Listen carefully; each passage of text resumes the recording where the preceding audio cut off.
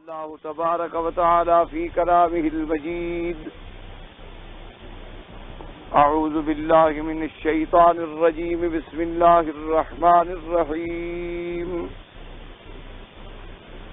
فلاقتحم العقبة وما أدراك ما العقبة رقبة أو إطعام في يوم ذي مسغبة يتيما ذا مقربة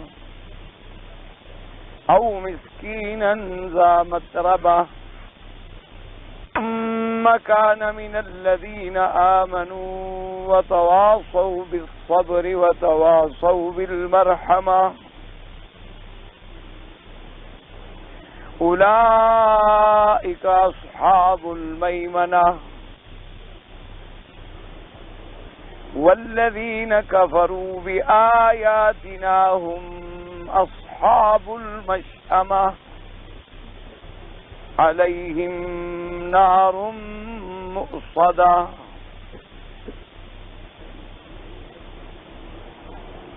اللہ تبارک و تعالیٰ کے کلام مقدس کی ان آیات مبارکہ میں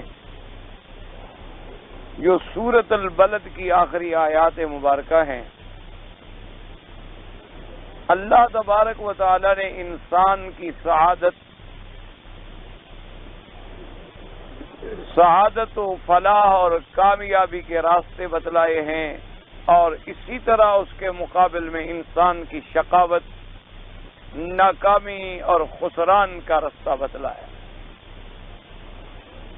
جیسے پچھلی آیات میں الحمدللہ آپ پڑھ چکے ہیں کہ اللہ نے 3 چیزوں کی قسم کھانے کے بعد ارشاد فرمایا تھا کہ تحقیق انسان کو ہم نے ایک مشقت اور شدت اور تاب میں بنایا. اس کا تقاضا یہ تھا کہ وہ اعمال صالحہ کر کے اپنی راحت دائمی کو تلاش کرتا، لیکن غافل انسان کا یہ عالم ہے کہ نہ اپنی تخلیق کی اصلیت پہ غور کرتا ہے کہ اللہ نے ہمیں جو پیدا فرمایا ہے تو کیسے پیدا فرمایا، اور نہ ان مشاق اور ان تکالیف پہ نظر کرتا ہے جو ہم نے اس کے پیدائش میں رکھی ہیں، بلکہ وہ دنیا میں اتنی منہمک ہو جاتا ہے، وہ کہتا ہے کہ اب مجھ پر کسی کی کوئی طاقت اور قدرت ہی نہیں کہ میرا کچھ بگاڑ سکے. بلکہ قدرت و طاقت تو ماننا علیحدہ بات ہے، وہ اتنا غفلت میں بڑھ گیا ہے، وہ سمجھتا ہے مجھے کوئی دیکھنے والا ہی نہیں. پہلا گمان تو یہ تھا کہ ایحسب ان لن یقدر علیہ احد، کہ وہ یہ گمان کرتا ہے کہ مجھ پر کسی کی کوئی قدرت، کسی کا قابو اور کسی کی طاقت نہیں ہے. میں جو چاہوں جو کروں، جو حلال حرام میرے اپنی مرضی پر منحصر ہے، جو مجھے اچھا لگے گا میرے لیے حلال ہے، جو مجھے برا لگے میرے لیے حرام. اور اس سے اور آگے غفلت فرمایا ایحسب ان لم یرہ احد، کیا وہ یہ گمان کرتا ہے کہ مجھے کوئی ذات دیکھنے والی بھی نہیں ہے. حالانکہ اگر وہ اپنے بدن میں ہی غور کر لیتا کہ الم نجعل لہ عینین، کیا ہم نے اس کو 2 آنکھیں نہیں دی، تو جب ہم دیکھنے والا آلہ اس کو دے سکتے ہیں تو خود بھی تو اس کی ارباب کو دیکھتے ہیں. جب اس قوت بصارت کے پیدا کرنے والے ہمیں، تو جو خداوند قدوس ایک پتلی میں دیکھنے کی طاقت رکھ سکتا ہے، اس کا اپنا دیکھنا کیسے ہوگا. فرمایا اگر وہ اس میں غور کر لیتا، کیا ہم نے اس کو 2 آنکھیں نہیں دی، کیا ہم نے اس کو بولنے والی زبان اور ہونٹ نہیں دیے کہ جب چاہے استعمال کرے جب چاہے بند کر دے. اور فرمایا کیا ہم نے اس کے لیے خیر اور شر کے راستے واضح نہیں کر دیے کہ یہ طریق الخیر ہے اور یہ طریق الشر ہے، یہ طریق ہدایت ہے اور یہ طریق ضلالت ہے، یہ طریق الرحمان ہے اور یہ طریق الشیطان ہے. کیا ہم نے اس کو کھول نہیں دیا، سمجھا نہیں دیا، ہم نے اس کو آنکھیں نہیں دی، ہم نے اس کو بصارت نہیں دی، ہم نے اس کو قول عمل اور فعل کرنے کے آزاد نہیں دیے، ہم نے اس کو سمجھنے سوچنے کی صلاحیتیں اور قوتیں نہیں دی ہیں. سب کچھ دینے کے باوجود وہ غافل یہ کہتا ہے کہ مجھے کوئی دیکھنے والا بھی نہیں، اور میرے اوپر کسی کا کوئی زور بھی نہیں چلتا.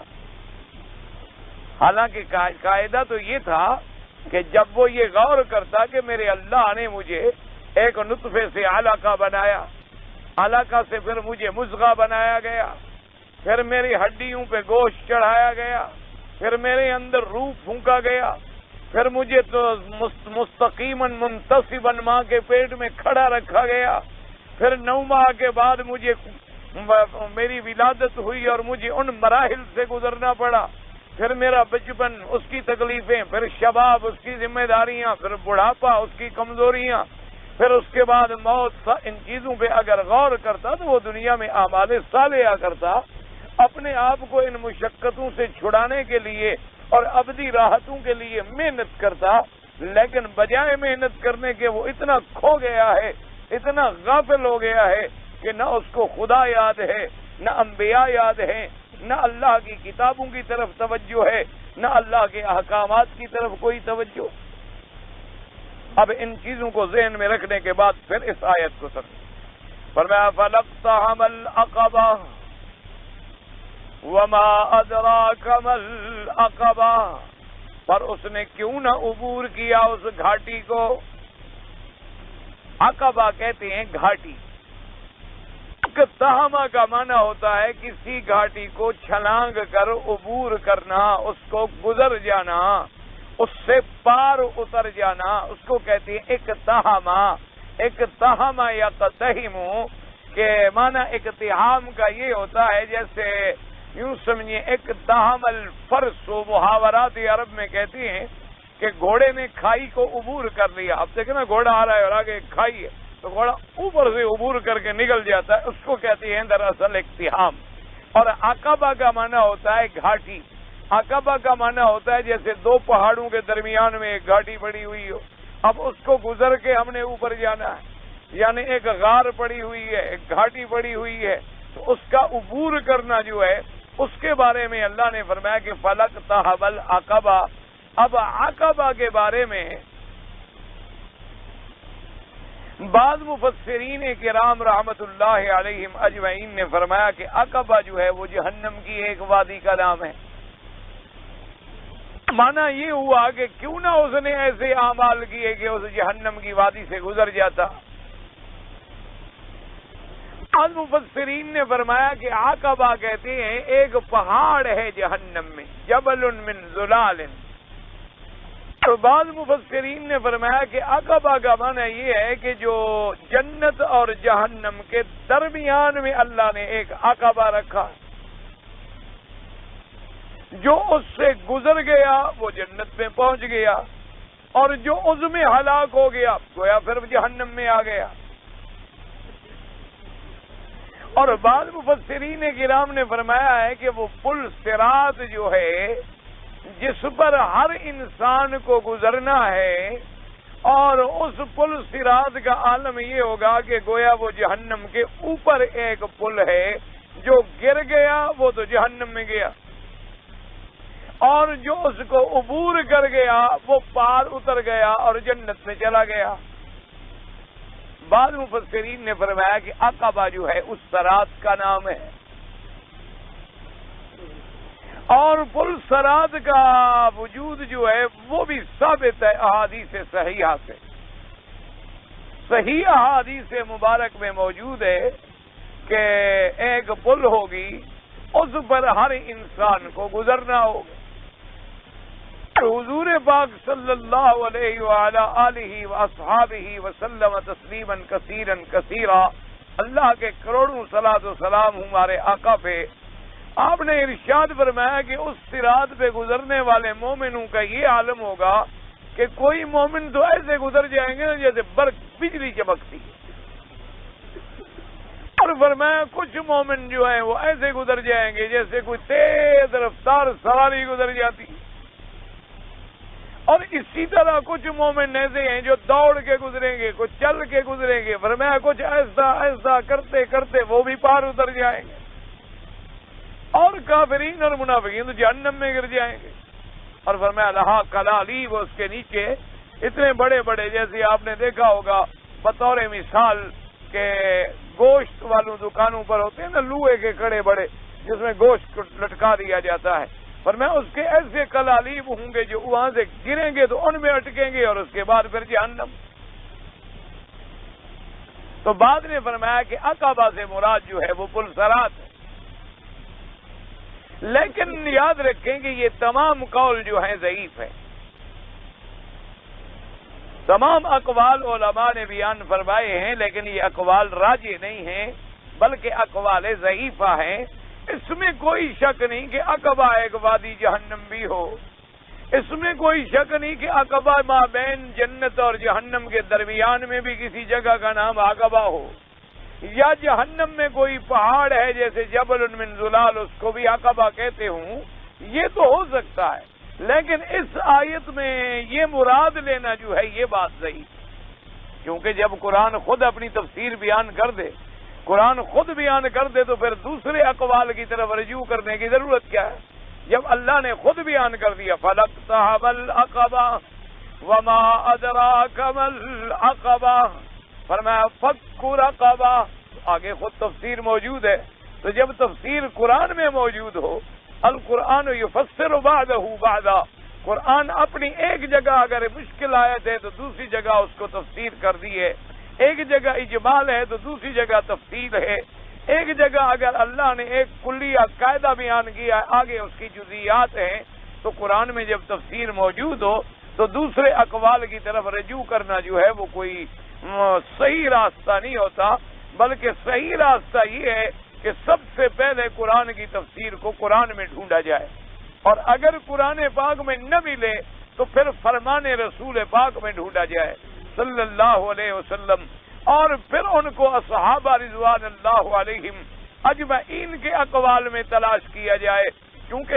سب سے پہلے قرآن کے گواہ جو ہیں وہ اصحاب رسول اللہ ہیں، جن کے سامنے اللہ کا قرآن اترا، جن کو اسباب نزول کا پتہ ہے، جن کو آیت کے اترنے کے شان نزول کا پتہ ہے کہ یہ آیت کب اتری، کہاں اتری، کیوں اتری اور کس سوال میں اتری، تو لہذا سب سے پہلے جو ہے ان اقوال کے علاوہ تفسیر کی بات جو ہے وہ اتنی قابل قبول نہیں ہوتی۔ تو اب اللہ نے خود بیان فرما دیا، فرمایا فَلَقْتَحَمَ الْعَقَبَةَ، پر اس نے کیوں نہ عبور کیا گھاٹی کو، اور گھاٹی کیا ہے؟ فرمایا وَمَا أَدْرَاكَ وَمَا أَدْرَاكَ مَا الْعَقَبَةُ، اور یاد رکھو قرآن میں جہاں جہاں لفظ آیا ہے ادراکا، یعنی آپ کو کیا خبر میرے نبی محمد مصطفیٰ صلی اللہ علیہ وسلم، تو وہاں اللہ نے خبر دے دی ہے۔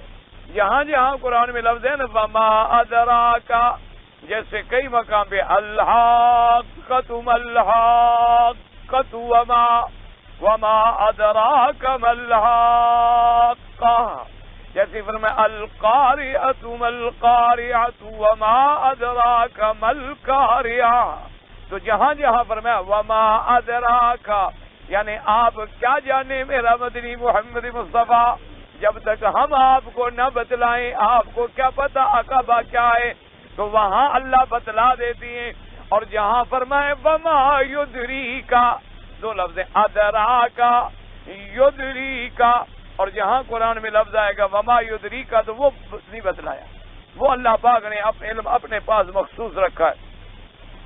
جیسے قرآن میں غور کریں فرمایا وما یدریک لعل الساعۃ تکون قریبا، اللہ نے فرمایا میرا مدنی آپ کو کیا پتا کہ شاید قیامت قریب ہو، یعنی قیامت کی تعین کا پتہ اللہ نے حضور کو نہیں دیا، تو وہاں لفظ یدریکا ہے ادراکا نہیں، ہمیشہ یاد۔ اسی طرح فرمایا عبس وتولی ان جاءہ الاعمی وما یدریک لعلہ یزکا او یذکر فتنفعہ الذکریٰ، اللہ نے فرمایا آپ نے تیوری چڑھائی جب آیا آپ کی خدمت میں وہ نابینا، آپ کو کیا پتا کہ وہ مدارج تزکیہ طے کر کے کہاں پہنچتا، تو وہ علم بھی اللہ نے اپنے پاس رکھا ہے کہ انسان کا جو مقام ہے اس کی جو رفعت ہے وہ کتنی ہے، مقام تزکیہ مقام احسان مراتب جو ہیں انسان کے وہ اللہ تبارک و تعالی ہی جانتے ہیں، کسی کو علم نہیں ہے۔ بظاہر ہمارے سامنے ایک آدمی عام حالت میں ہوتا ہے اور بالکل وہ سادہ اور کوئی ہمیں اس کی اندر زیادہ خوبیاں نظر نہیں آتی، لیکن اللہ کو بڑا پیارا ہوتا، اللہ کے یہاں اس کا بڑا مرتبہ ہوتا۔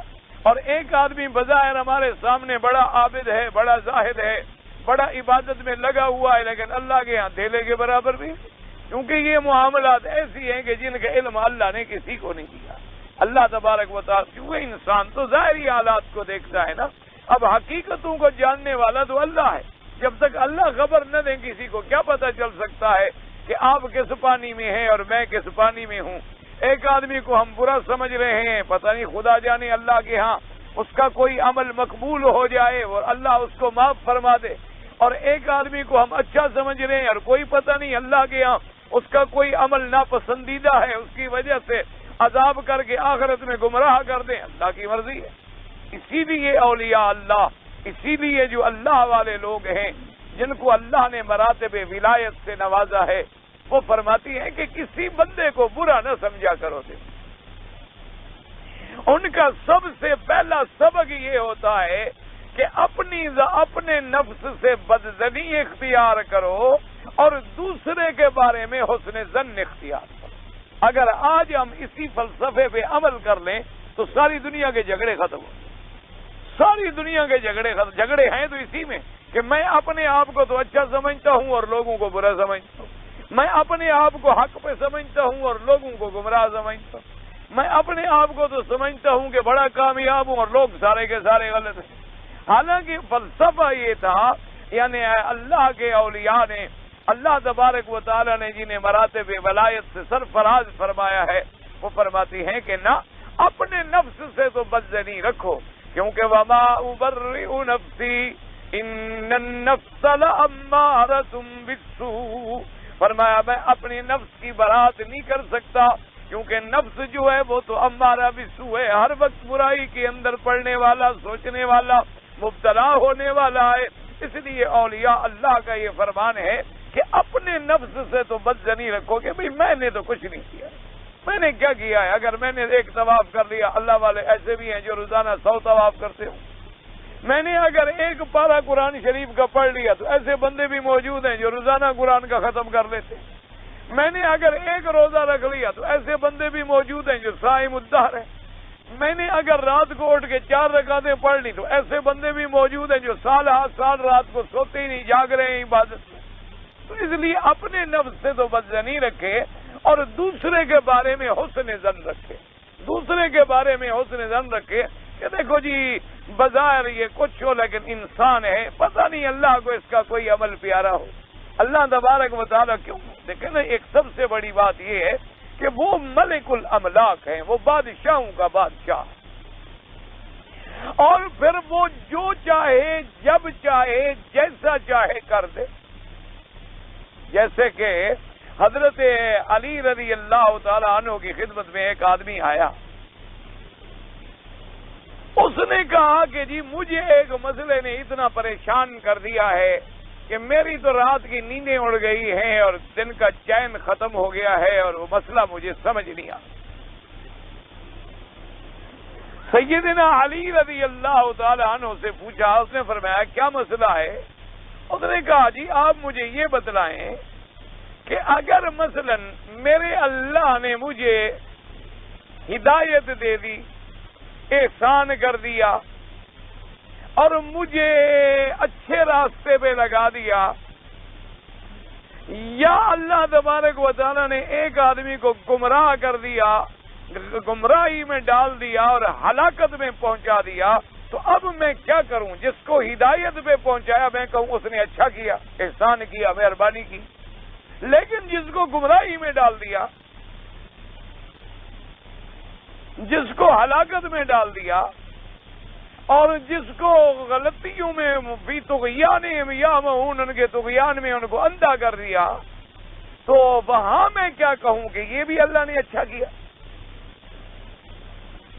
تو یہ مسئلہ مجھے سمجھ نہیں آتا۔ انہوں نے کہا بظاہر تو یہی بات ہے نا کہ کوئی چیز آدمی ہمیں ہدایت کرتا ہے تو ہم کہتے ہیں جی بڑی اچھی بات، ایک آدمی اگر ہمیں غلط راستہ دکھاتا ہے تو ہم کہتے ہیں بری بات ہے۔ تو جب ساری دنیا کے لیے یہ قاعدہ ہے تو اللہ تبارک و تعالیٰ کے بارے میں ہم کیا کہیں کہ اگر وہ ہدایت دے دے تو اس میں تو کوئی شک نہیں کہ بڑے مہربانی کی، رحم فرمایا، کرم فرمایا، لیکن اگر گمراہ کر دے تو پھر ہم کیا کہیں؟ اس نے کہا یہ میں مسئلے میں الجھ گیا ہوں۔ حضرت علی رضی اللہ تعالیٰ نے سمجھ گئے، انہوں نے فرمایا بات سنو، اگر تو اللہ نے کیا ہے اپنے ملک میں کوئی معاملہ، اگر تو ملک تھا تیرا، پھر اللہ نے تجھے ہدایت کے بجائے گمراہ کر دیا، پھر تو تم اعتراض کر سکتے ہو، لیکن اگر ملک ہی اس کا ہو، اپنے ملک میں وہ جو چاہے اعتراض کرے، تم کون ہو پوچھنے والے؟ فرمایا یا تو تیرے معاملے میں تیری زمین تھی، ایک آدمی نے کاشت کر دی، اس پر تو تم اعتراض کر سکتے ہو، ایک آدمی نے اپنی زمین ہے اس کو کاشت نہیں کیا، بنجر چھوڑ دیا، تمہیں کیا حق ہے پوچھنے کا؟ اس کی مرضی، وہ چاہے باغ لگا دے، وہ چاہے کھیت لگا دے، وہ چاہے تو پڑی رہے۔ تو فرمایا پہلے تم یہ بتاؤ، جس بندے کو بھی اس نے گمراہی میں ڈالا ہے وہ بندہ تمہارا ہے، تم نے پیدا کیا، یا اس کا ملک ہے؟ اس نے کہا جی ملک تو اللہ کا ہے۔ انہوں نے کہا جب ملک اللہ کا ہے تو تم پوچھنے والے کون ہو؟ مالک اپنے ملک میں جو چاہے کرے، لا یسأل عما یفعل، جو چاہے وہ کرے، یہی تو خدائی کا مقام ہے کہ اس سے کوئی پوچھنے والا نہیں، کوئی اور بڑا ہو تو پوچھے، جب بڑا ہی اللہ کی ذات ہے، اس سے کسی کو بڑائی ہے نہیں، اس پر کسی کو عظمت ہے نہیں، اس پر کسی اور کو کوئی طاقت اور قوت نہیں، اس لیے اس کی صفت ہے کہ لا یسأل عما یفعل، اس سے نہیں پوچھا جاتا جو وہ چاہے کرے، وہم یسألون، اور جن سے پوچھا جاتا ہے وہ بندے ہو سکتے ہیں، وہ خدا نہیں ہو سکتے، جن سے پوچھا جائے گا، جن سے سوال ہوگا۔ اب باقی رہی یہ بات عقل کی کہ اس کو ایسا کیا اور اس کو ایسا کیا، یہ بھی جہالت ہے، جب بات سمجھ آ جائے تو پھر پردہ جو ہے کھل جاتا ہے آنکھوں۔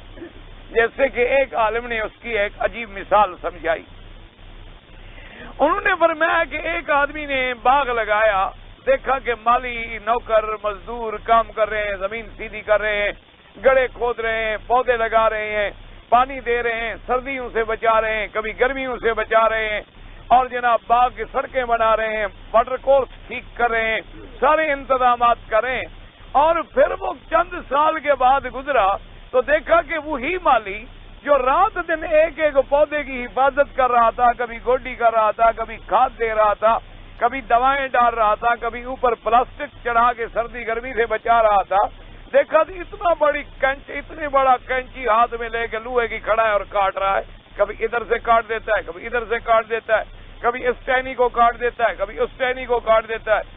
تو جب وہ آدمی گزرے گا اور دیکھے گا تو وہ کہے گا عجیب آدمی، دیکھو جی اپنے پودے کاٹ رہا ہے،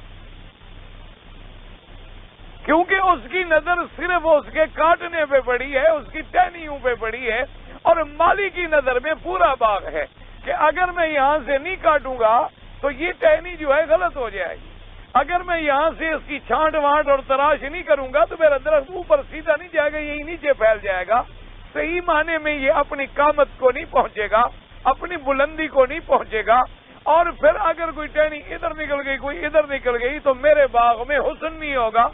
میں نے تو اس کو ٹھیک روشوں کے مطابق چلانا ہے کہ کوئی چیز جو ہے وہ اپنے حد سے باہر نہ نکلے اور اپنے مقام کو بھی پہنچ جائے، اور اگر میں نے ٹہنی نہ کاٹی تو یہ ٹہنی کمزور ہے، مردہ ہے، اس میں تو کبھی پھل ہی نہیں لگے گا، اگر میں نے کاٹ دیا تو یہاں نئی کومپل نکلے گی اور وہ بڑی طاقت والی ہوگی اور اس میں پھل لگے گا۔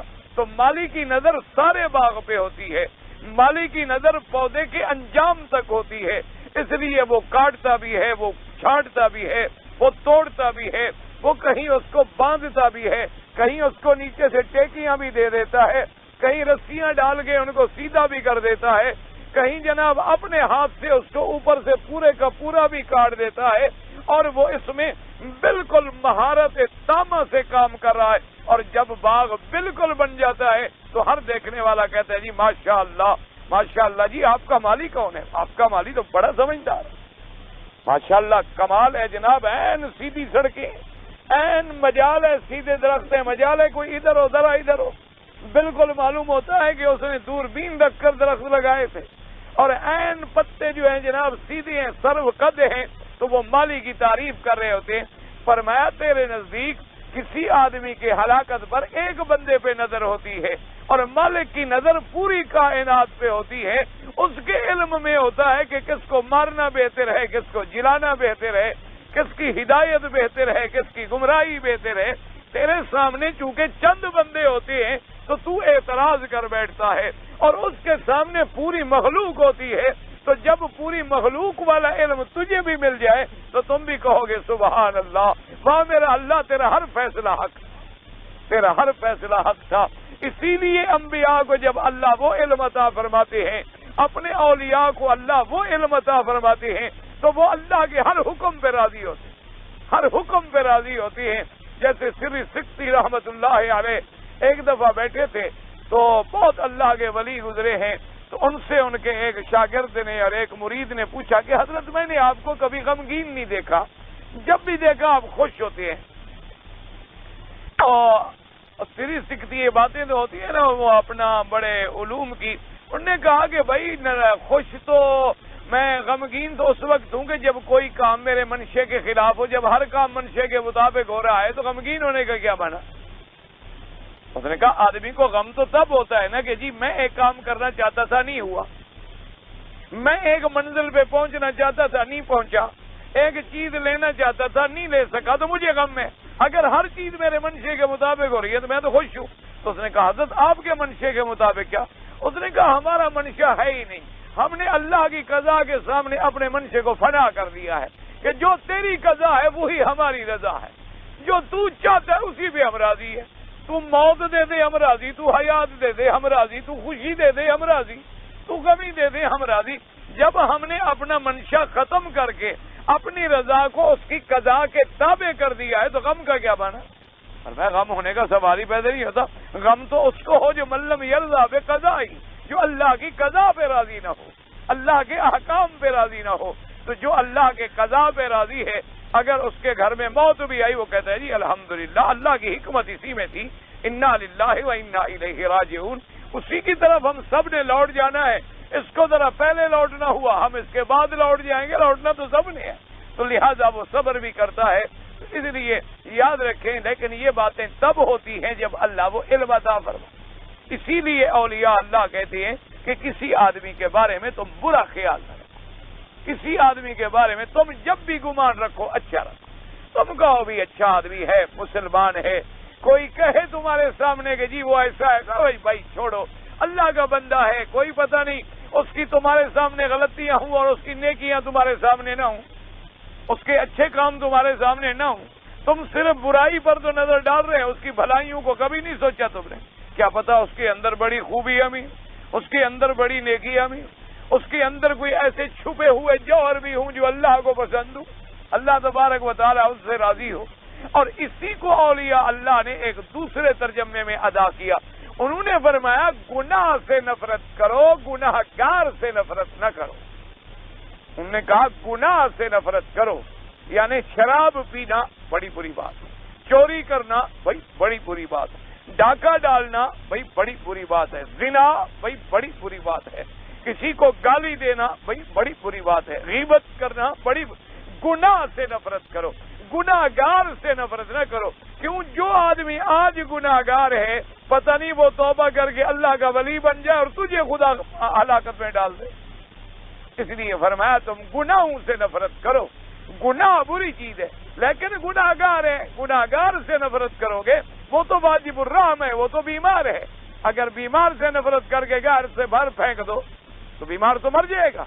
جیسے تمہارے یہاں کوئی بیمار ہوتا ہے تم اس کو ڈاکٹر کے پاس لے جاتے ہو, انجیکشن لگواتے ہو, اور زیادہ بیماری ہو جائے تو اس کو جناب بڑے انٹینسو کیئر کمروں میں رکھتے ہو, میل جول بند کر دیتے ہو, ہر وقت دوائیں دے رہے ہو, ہر وقت اس کی نگرانی پہ کھڑے ہوئے ہو, ڈاکٹر لگائے ہوئے ہیں کہ کسی طرح بیمار ٹھیک ہو جائے. تو یہ گناہگار جو ہے یہ بھی تو بیمار ہے, یہ روحانی بیمار ہے. کوئی زنا کی بیماری میں مبتلا ہے, کوئی چوری کی بیماری میں مبتلا ہے, کوئی شراب کی بیماری میں مبتلا ہے, کوئی غیبت کی بیماری میں مبتلا ہے.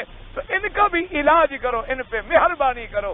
یہ نہیں کہ ان سے نفرت کرو, نفرت کرو گے یہ تو گناہوں میں مر جائیں گے, ہلاک ہو جائیں گے, برباد ہو جائیں گے. جب ان سے تم مہربانی کا سلوک کرو گے تو ہو سکتا ہے جیسے وہ بیمار تیری مہربانی سے اچھا ہو جاتا ہے یہ بیمار بھی شاید اچھا ہو جائے. اگر اچھا نہ ہو تو تمہیں تو مہربانی کرنے کا ثواب ملے گا. اگر وہ اچھا نہ بھی ہو سکا تمہیں تو مہربانی کرنے کا ثواب جو ہے وہ ملے گا. اور اگر آدمی نے فوراً نفرت کا اظہار کر دیا تو پھر اس کو ہدایت کون کرے گا؟ تو اس لیے بہرحال اللہ تبارک و تعالی آپ کو بھی اور ہمیں بھی اگر ایسے فلسفے پر عمل کرنے کی توفیق دے دے تو جھگڑے ہی ختم ہو جائے. بڑی پرانی بات ہے. حضرت تھانوی رحمت اللہ علیہ، حضرت محمد مولانا اشرف علی صاحب تھانوی رحمت اللہ علیہ کی خدمت میں کچھ آدمی آئے. انہوں نے کہا جی آپ کو احمد رضا خان نے بڑی گالیاں دی. اس نے اپنی کتابوں میں آپ کے خلاف بڑا لکھا ہے اور ایک رسالہ چھاپا ہے اور اس میں اس نے بڑا آپ کے خلاف زہر اگلا ہے اور یہ لکھا ہے اور یہ لکھا ہے اور یہ لکھا ہے. اور آپ کو بھی تو اللہ نے علم دیا ہے، آپ چپ کر کے بیٹھے ہوئے ہیں، جواب کیوں نہیں دیتے؟ تو اب حضرت تھانوی اتنے بڑے عالم تھے. احمد رضا خان تو ان کے سامنے کچھ بھی نہیں تھا بیچارہ. احمد رضا خان بھی اپنے وقت میں عالم تھا، مولوی تھا، یہ علیحدہ بات ہے، غریب پٹڑی سے اتر گیا بہرحال. لیکن یہ ہے کہ مولوی بڑا ٹھیک ٹھاک تھا، بڑا اس نے کتابیں لکھی ہیں. تو لیکن تھانوی رحمت اللہ علیہ کا تو بہت بڑے عالم تھے جنہوں نے 750 کتاب لکھی ہے. ماشاءاللہ دنیا کا کوئی فن نہیں ہے جس میں انہوں نے کتاب نہیں لکھی. تقریباً 250 کتابیں تو ان کی چھپ چکی ہیں اور باقی کتابیں چھپ نہیں سکی. 250 کتابیں تو دنیا میں آ چکی ہیں، پلیٹ فارم پہ آ گئیں، چھپ گئیں، دنیا ان سے فائدہ حاصل کر رہی ہے. اور باقی کتابیں جو ہے چھپ نہیں سکی کیونکہ میرے ایک دوست ہیں نے جب جستجو کی اور تحقیق کی اور ان کے مخطوطات ڈھونڈے تو انہوں نے فرمایا تقریباً 750 کتابوں کے مصنف. اتنا بڑا آدمی اور بہت ہی اللہ پاک رحمت فرمائے، بڑے عجیب آدمی. تو انہوں نے اب یہ بھی کہہ سکتے تھے کہ جی اچھا ہم جواب دیں گے، ہم اس کا رد لکھیں گے. اگر میرے جیسا کوئی مولوی ہوتا تو فوراً پٹک پڑتا نا جی، کہہ رہا چھوڑو یار، ایسا جواب دیں گے کہ چھٹی کا دودھ یاد دلا دیں. ایسا جواب دیں گے اشتہار چھاپ کے 50,000 روپے انعام بھی رکھ دیں، ڈرا دیں گے لوگ. تو 50,000 روپیہ دینا ہے، مقابلہ کرو ہمارا، ایسا جواب دے دیں. لیکن آگے تو حضرت تھانوی تھے نا، انہوں نے فرمایا کہ بھائی اس کو لوگوں نے یہی تو کہا ہے نا کہ ہم حضور کے گستاخ ہیں، ہم نبی کو نہیں مانتے، ہم وہابی ہیں، ہم ولیوں کو نہیں مانتے، ہم پیروں کو نہیں مانتے، ہم حضور پاک کے شان میں گستاخی کرتے ہیں. جب اس غریب کو ہمارے بارے میں یہ کہا جائے کہ ہم گستاخ نبی ہیں تو وہ ہمیں گالی ہی دے گا، ہمیں کوئی پھول تو نہیں پہنائے گا. اس بیچارے کو کہا جو یہ گیا ہمارے بارے میں کہ ہم لوگ وہابی جتنے ہیں اللہ کے نبی کو نہیں مانتے اور اولیاء کو نہیں مانتے اور خیرات کو نہیں مانتے، صدقات کو نہیں مانتے، یہ حضور کی شان میں توہین کرتے ہیں اور یہ حضور پاک کے نام کو چوبنے نہیں دیتے اور یہ یا رسول اللہ نہیں کہنے دیتے اور یہ ایسے ہیں اور یہ ایسے ہیں. تو جب اس بیچارے کو ہمارے بارے میں یہ سمجھایا گیا ہے تو گستاخ رسول اگر کوئی ہو تو ہم بھی اس کو برا کہیں، ہم بھی اس کو گالی دیں گے. لہذا جب اس کی غلط فہمیاں دور ہو جائیں گی تو خود بخود ٹھیک ہو جائے گا. ہمیں جواب دینے کی کیا ضرورت؟ ہم بلا وجہ جتنی دیر اس کو جواب دیتے رہیں اتنی دیر حدیث رسول کیوں نہ پڑھاتے رہیں؟ ہم اپنے اوقات کو کیوں ادھر لگا دیں کہ اس کے جواب دینے میں ہم اپنی قوتوں کو ضائع کر دیں؟ اور اللہ جانتا ہے کہ ہم تو حضور کے غلام ہیں، غلاموں کے غلام ہیں، اولیاء اللہ کے غلام ہیں اور غلاموں کے غلام ہیں، خیرات کے ماننے والے ہیں، صدقات کے ماننے والے ہیں. ہم تو اللہ کے اولیاء کی کرامات کو ماننے والے ہیں، حضور کے معجزات کو ماننے والے ہیں الحمدللہ. بلکہ ان کے منکرین کو ہم مسلمان بھی نہیں سمجھتے، لیکن صرف ہم تو بدعات کے مخالف ہیں کہ اپنی طرف سے دین میں نئے نئے طریقے نہ گڑھو. ہم تو صرف ان باتوں کے مخالف ہیں کہ تم نے جو تیسرا بنا دیا، تیجا بنا دیا، 7واں بنا دیا، 10واں بنا دیا، کبھی 12ویں بنا دی، کبھی 11ویں بنا دی، کبھی 27ویں بنا دی، کبھی معراج کی رات بنا دی، کبھی یہ بنا دی. اللہ کے بندے اگر یہ راتیں اتنی ضروری تھی تو 1,24,000 صحابہ کو سمجھ نہیں آئی؟ ان میں سے کسی کے دماغ میں نہیں گیا. 1,24,000 آدمی نے دین کو نہیں سمجھا، تم 1400 سال کے بعد سمجھ گئے. ہم تو صرف اس بات کے مخالف ہیں، لیکن اس بیچارے کو چونکہ غلط فہمیوں میں پڑا ہوا ہے، وہ الجھا ہوا ہے تو ہمیں گالی ہی دے گا اور کوئی ہمیں تعریف تھوڑی کرے گا، تعریف تھوڑی کرے گا. یہ بات سمجھانے کا ایک طریقہ ہوتا ہے. اللہ تبارک و تعالی آپ کو بھی اور مجھے بھی صحیح معنوں میں دین پر چلنے کی، چلانے کی، تبلیغ کی توفیق عطا فرمائے. اور حقیقت بات بھی میں یہ آپ کو عرض کر رہا ہوں، یہ اللہ کی یعنی بالکل دیانت داری کے ساتھ میں کہتا ہوں کسی جماعت، اسی لیے میں آپ کو کہتا ہوں نا کہ کوئی آدمی قرآن پڑھا رہا ہے، کوئی آدمی درس دے رہا ہے، کوئی آدمی تبلیغ کر رہا ہے، کوئی آدمی تقریر کر رہا ہے، کوئی آدمی بیچارہ امر بالمعروف کر رہا ہے، کوئی آدمی بچوں کو بیٹھا ہوا نورانی قاعدہ پڑھا رہا ہے، کوئی آدمی جمعہ کی نماز پڑھا دیتا ہے، کوئی آدمی مسجد میں 5 نمازیں پڑھا رہا ہے، ان کی تعریف کرو، ان کے لیے دعائیں کرو کہ الحمدللہ ثم الحمدللہ. کسی نہ کسی شکل میں غریب دین والے رستے پہ تو لگا ہے، اگر تھوڑی بہت کہیں غلطی ہے تو ٹھیک ہو جائے گا. میں تو اپنے بعد میرے بھائی ہیں نا جو بڑے سخت ہمارے ساتھ چھوٹے چھوٹے مسائل مثلا فاتحہ پر ایسے مسائل پر تھوڑی سی ناراضگی رکھتے ہیں، میں تو ان کو بھی کہا کرتا ہوں، میں کہتا ہوں یار تم تو دعا کرو، کم از کم اگر کوئی آدمی بدعت سے نکل کر، قبر پرستی سے نکل کر موحد بن گیا، موحد بننے کے بعد تمہارا کام آسان ہو جائے گا. کم از کم میں تمہارا راستہ تو صاف کر رہا ہوں، کانٹے تو ہٹا رہا ہوں. باقی کام چلو تم کرا لینا، باقی جتنے چھوٹے چھوٹے مسئلے ہیں اس کو تم سیدھا کر دیں. لیکن جب تک وہ اس مسئلے میں قبر میں جھکا ہوا ہے، غیر اللہ سے مانگ رہا ہے، جب تک وہ شرک میں الجھا ہوا ہے، اس کے نزدیک جیسے 9 ذی الحجہ کا دن تمہارا ضروری ہے، اسی طرح اس کے نزدیک مرنے کے بعد تیسرے دن کے کل ضروری ہے. جس کی بدعات کا یہ عالم ہو جائے، کم از کم ہمیں اس کو تو نکالنے دو، اتنا تو ہمیں معافی دو. جب وہ کم سے کم موحد بن جائے گا، ٹھیک بن جائے گا، فاتحہ کا مسئلہ تم سمجھا دینا، یہ باقی مسئلے جو ہیں تم پڑھا دینا اس کو. ہمیں کم از کم اس کو شرک اور بدعات کی گھاٹیوں سے تو نکالنے دو. اس میں تو تم ہمارا ساتھ دو، اس میں تو تم ہمارا ساتھ چلو کہ ہم انہیں قادیانیت کی جہنم سے نکالے، ہم انہیں کفر کی وادیوں سے نکالے، ہم انہیں شرک کی گھاٹیوں سے نکالیں. جب اس سے وہ نکل آئے گا انشاءاللہ تو باقی 2-4 مسئلے ہیں وہ تیرے ذمے، ہم اس میں تیری الحمدللہ کبھی مخالفت نہ کرتے ہیں اور نہ زندگی میں کریں گے. اللہ تبارک و تعالی ہم تو یہ سمجھتے ہیں کہ جتنی جماعتیں اہل حق ہیں اللہ ان کی قدم قدم پہ نصرت فرمائے، اور اللہ تبارک و تعالی ان کے ایک ایک عمل میں برکت عطا فرمائے. اب ایک آدمی گھر میں بیٹھا ہے، اخبار میں ایک ہدایت کا مضمون لکھ دیتا ہے، کوئی دین کا کام کر رہا ہے، اس کو کہو جزاک اللہ، اس کو کہو بھی بڑی مہربانی، شکر ہے، تیرے مضمون کو کم از کم 200 آدمی پڑھ لے گا، 100 آدمی پڑھ لے گا، 1000 آدمی پڑھ لے گا. ایک آدمی بیٹھا ہوا ہے ماشاءاللہ، اس کو اور کچھ نہیں آتا، نورانی قاعدہ ہی پڑھا رہا، وہ جناب پڑھا رہے الف آ با با تا تا سا، وہ آئے گا تا الف با تو آگے قرآن بھی پڑھے گا. تو چلو وہ بھی بچے کو راستے پر تو لگا رہا ہے، راستے پر تو لگا رہا ہے. جب وہ الف با پڑھ جائے گا باقی قرآن تم پڑھا دینا، اور جب قرآن پڑھ جائے گا قرات جو ہے، تجوید جو ہے وہ قاری سکھلا دے گا. پہلے اس کو قرآن پڑھنے تو دو، اگر وہ ابتدا میں ہی آئے اور اس کو تم گلا بند کر دو اور اس کو تم پڑھ جاؤ اور جھٹک دو اور کہو جو کچھ تم آج تک پڑھتے رہے ہو بالکل ختم ہے. اگر ماں باپ تمہارے حنفی تھے تو وہ بھی کافر تھے. انا للہ و انا الیہ راجعون. دعا کرو اللہ انہیں بھی ہدایت دے اور اللہ ہمیں بھی ہدایت. اللہ تبارک و تعالی ان سے بھی صحیح طریقے سے دین کا کام لے اور ہم سے بھی صحیح طریقے سے دین کا کام لے.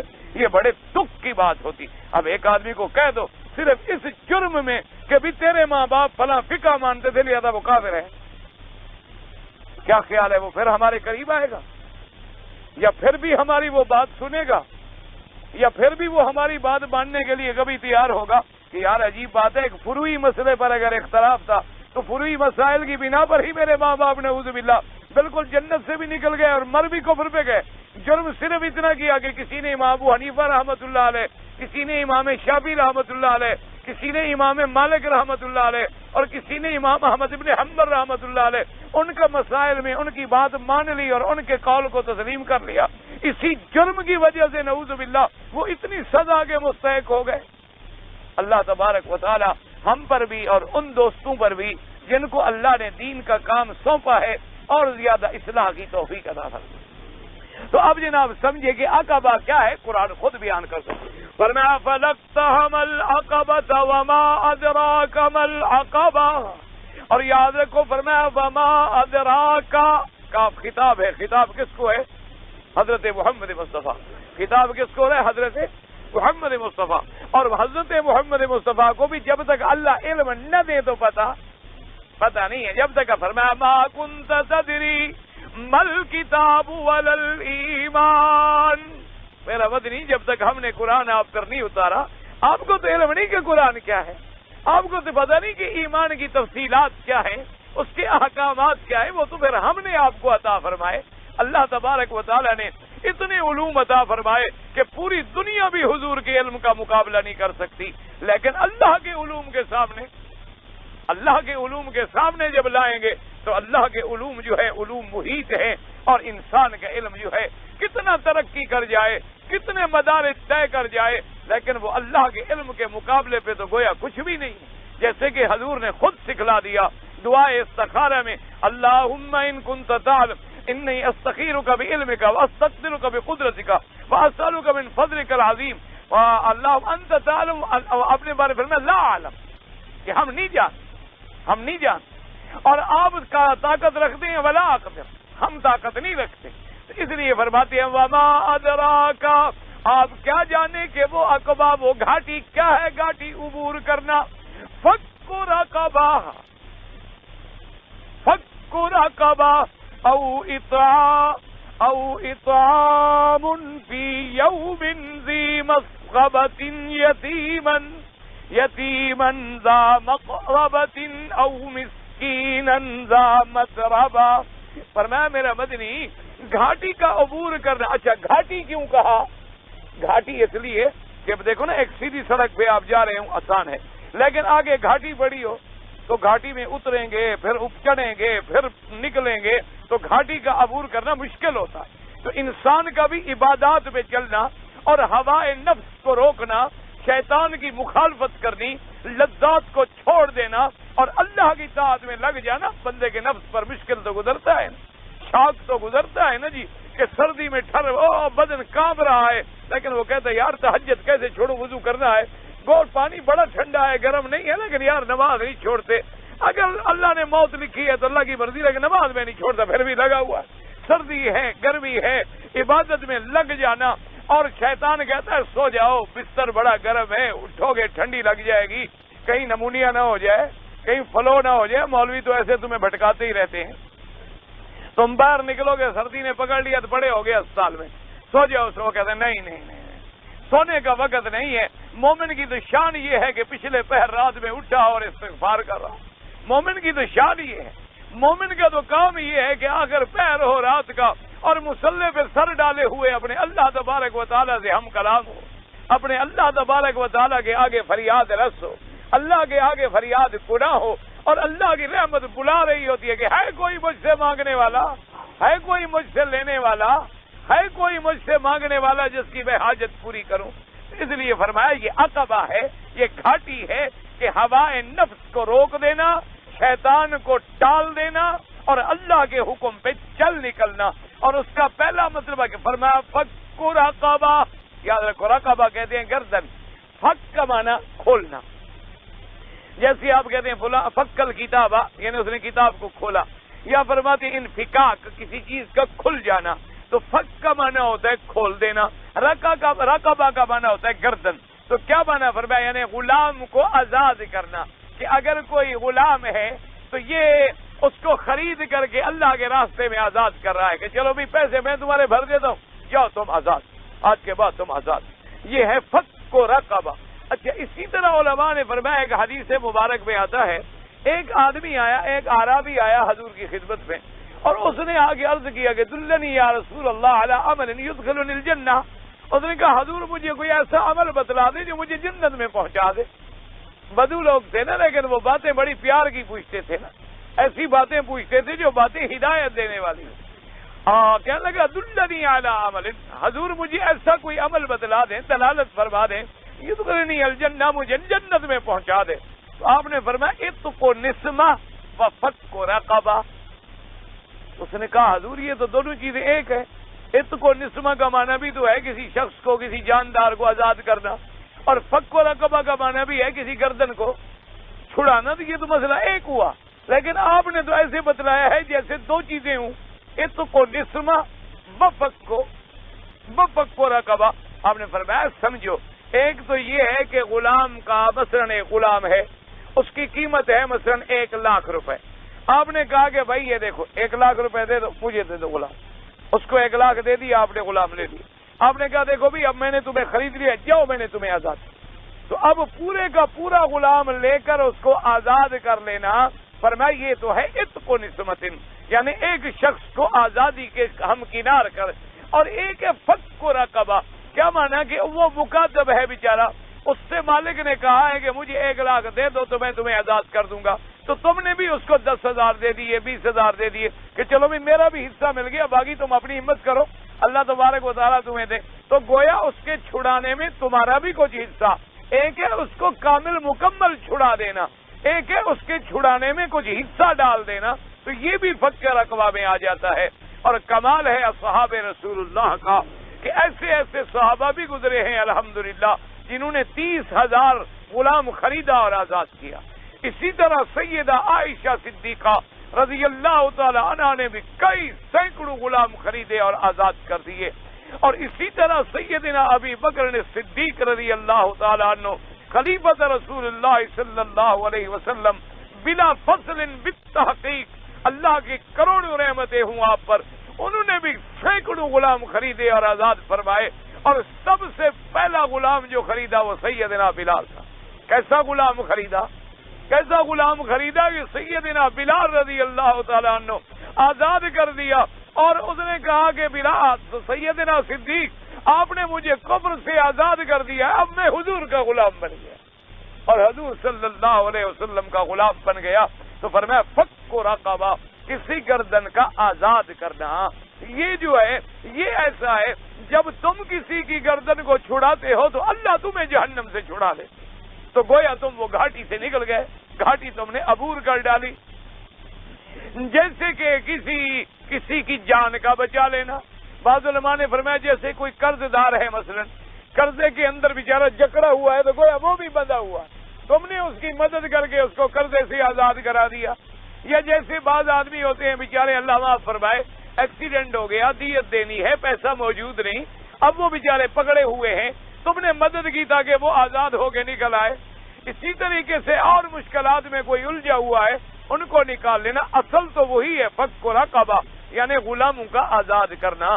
پھر قرضے والے کو آزاد کرنا، دیت والے کو آزاد کرنا، قید والے کو چھڑا دینا کہ ایک آدمی نے قرضہ دینا، اگلے نے قید کرا دیا، تو ایسے آدمی کو تم نے کہا اچھا بھی یار قرض میں ادا کر دیتا ہوں، تم اس کو مہربانی کرو چھڑا دو، تو وہ بھی اس میں شامل ہو جائیں گے. ورنہ پہلا مرتبہ اور پہلا مقام جو ہے وہ انہی کو ملے گا جو غلاموں کو آزاد کرتے ہیں. آج خیر دنیا میں غلام بھی نہیں رہے، کیونکہ غلام تو تب ہوتے تھے جب اسلام کا جہاد تھا. جب ہم جہاد کو بھول گئے تو غلام بھی ختم ہو گئے. اصل بات تو تب ہوتی ہے کہ جب جہاد ہو اور جہاد اعلاء کلمت اللہ ہو، اللہ کی سربلندی کے لیے جہاد کیا جائے اور امیر المومنین کی قیادت ہو اور کفر کے خلاف جہاد ہو، پھر اللہ فتح عطا فرمائے تو ان کا مال مال غنیمت کہلائے گا اور ان کی عورتیں جو ہیں وہ کنیز کہلائیں گی اور ان کے نوجوان جتنے یعنی غلام وہ غلام کہلائیں گے. وہ پھر باقاعدہ تقسیم ہوں گے مجاہدین میں، وہ ہوتے تھے غلام.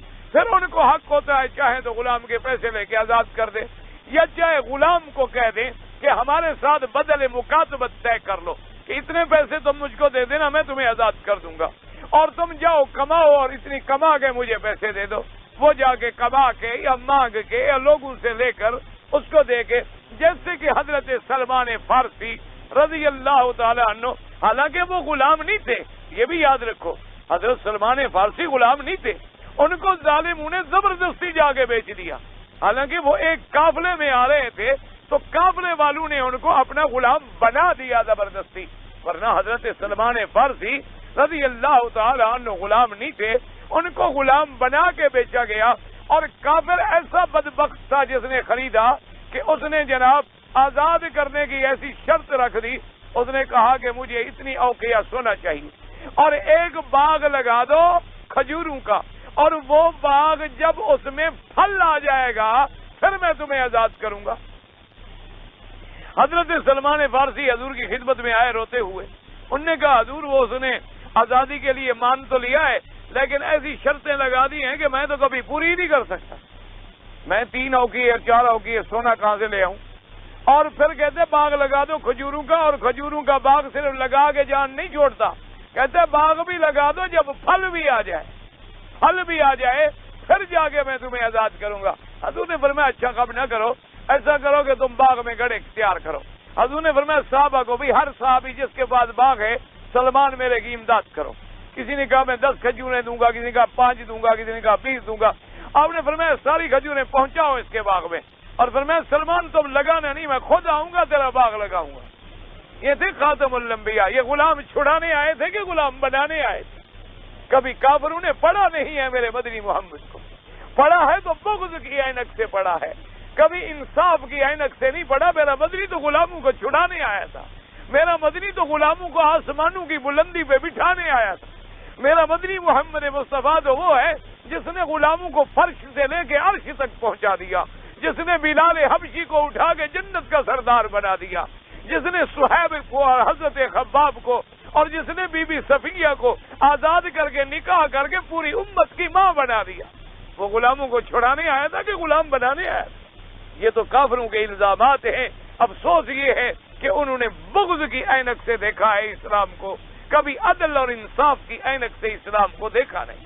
تو حضور صلی اللہ علیہ وسلم نے اتنی سونا دیا، آپ نے آ کر خود اترے، ہر گڑھے میں خود اترے، اپنے ہاتھ سے باغ لگایا اور اتنا سونا دیا. فرمایا جاؤ اس کو دے دو. اس نے کہا حضور یہ تو تھوڑا سا سونا ہے. آپ نے فرمایا تم جاؤ دے دو. وہ جا کے لے گیا، اس نے وزن کیا تو پورا ہو گیا، سونا برابر ہو گیا، اور باغ اسی دفعہ پھلا گیا. باغ میں اسی دفعہ جو کھجوروں کو ہاتھ لگ جائے محمد مصطفیٰ صلی اللہ علیہ وآلہ آلہ وصحبہ وسلم تسلیما کثیرا کثیرا. اور جناب حضرت سلمان آزاد ہو گئے. تو فرمایا پہلا مرحلہ یہ فک رقبہ، کسی غلام کو آزاد کرانا. اللہ آپ کو بھی اور مجھے بھی توفیق بخشے.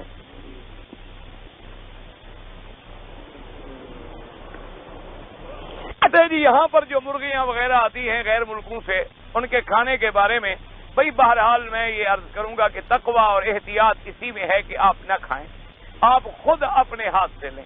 جہاں تک فتوے کی بات ہے جائز ہے، اس لیے کہ یہاں کے علماء نے اور یہاں باقاعدہ پابندی لگائی جاتی ہے ان کمپنیوں پر کہ ان کے شرائط کے مطابق ذبح ہوگا تو ہم لیں گے اور نہیں ہوگا تو ہم نہیں لیں گے. اور ایک بات ہمیں بھی ماننی ہوگی کہ کافر کتنا بڑا کافر ہو لیکن کاروبار میں بددیانتی نہیں کرتا. کاروبار چونکہ اب اس نے کروڑوں کا سودا بیچنا ہو تو جھوٹ بول کے اپنے کروڑوں کی تجارت کو کیسے برباد کر لیں. اس لیے وہ جو بات پہ لکھ دیتے ہیں تو وہ ٹھیک ہوتی ہے. تو فتوے کے لحاظ سے تو ٹھیک ہے، لیکن تقوی کا مقام یہی ہے کہ اپنے ہاتھ سے لو اور ذبح کرو تاکہ کسی قسم کا شک اور شبہ دل میں رہے ہی نہ. حضرت اسماعیل علیہ السلام اور بی بی ہاجرہ کی قبریں کہاں ہیں؟ ماں سوائے، یاد رکھو، ماں سوائے قبر حضرت محمد مصطفیٰ، ماں سوائے حضور کے روضہ مبارک کسی نبی کی قبر میں کوئی یقینی بات ہے ہی نہیں. صرف خیالات ہیں لیکن 100% یقین کی بات کوئی. جیسے کہ اب حضرت اسماعیل کے بارے میں آتا ہے کہ آپ بھی مکے میں دفن ہیں، لیکن ہزاروں سال گزر گئے، ہزاروں سیلیں آ گئیں، ہزاروں طوفان آ گئے اور اس دنیا پہ گزر گئے، زمین کی تہیں اور سطحیں اور جگہیں بھی بدل گئیں، تو کیسے کہا جا سکتا ہے کہ کہاں ہے؟ باقی جو لوگوں نے بنایا ہے کہ بھئی حجر یہ میزاب رحمت کے نیچے ہے یا کعبہ شریف کے ارد گرد میں ہے، یہ باتیں غلط ہیں. بالکل روایات جو ہیں ضعیفہ ہیں اور ناقابل اعتبار ہے. اصل میں یہ میرے بھائی جن کو قبروں کے طواف کا شوق ہے وہ یہاں بھی قبریں ڈھونڈ رہے ہیں تاکہ یہاں بھی طواف خدا کے گھر کا نہ کریں بلکہ نبی کی قبروں کا کریں. اللہ ان کو بھی ہدایت دے اور اللہ ہمیں بھی ہدایت دے. وہ بیچارے خدا کے کعبے پر بھی دل تسلی نہیں کر رہا، یہاں بھی کوئی قبر ڈھونڈنا چاہتے ہیں.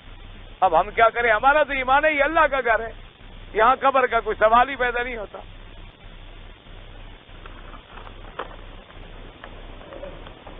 کہتا ہے جی میں آپ کا تعارف چاہتا ہوں، اور اب پاکستان میں بھی، میں پاکستان میں کبھی کبھی جاتا ہوں، مستقل تو میں جاتا نہیں الحمدللہ، اب میں یہاں رہتا ہوں. تعارف کی کوئی بات نہیں، ایک طالب العلم ہوں، محمد مکی مجھے کہتے ہیں اور مکے میں رہتا ہوں الحمدللہ. دعا کریں اللہ اسی کام سے محروم نہ فرمائے. باقی پاکستان میں چونکہ 1-2 سال سے وہاں ایک دین کا ادارہ مدرسہ اور مسجد اور ایسے کچھ بنا رہے ہیں، دعا بھی کریں اللہ اس میں کامیاب کر دے. تو اس کے لیے کبھی کبھی جاتا ہوں، مہینہ 15 دن 20 دن وہ بھی سال میں، اب بھی 2 سال ہو گئے نہیں جا سکا.